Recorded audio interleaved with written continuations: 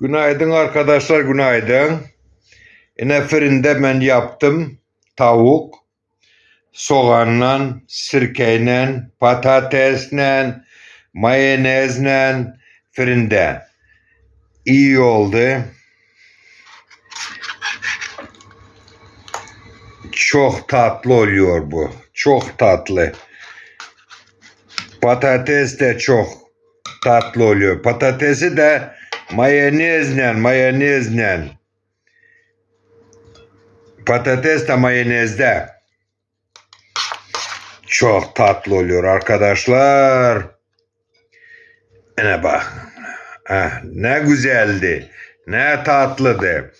Yine buna bu Türk salatı. Türkmen salatı. Bu da olmalı böyle. Türk salatından. Yine. Türk salatından. Kırmızı biber. Atom biber. Yine çok güzel tatlı. Ekmekle yiyorsunuz. Ahmet Aşçı'nın kanalına bakın. YouTube kanalını. Mesela her bir şeyi göstereceğim. Arkadaşlar.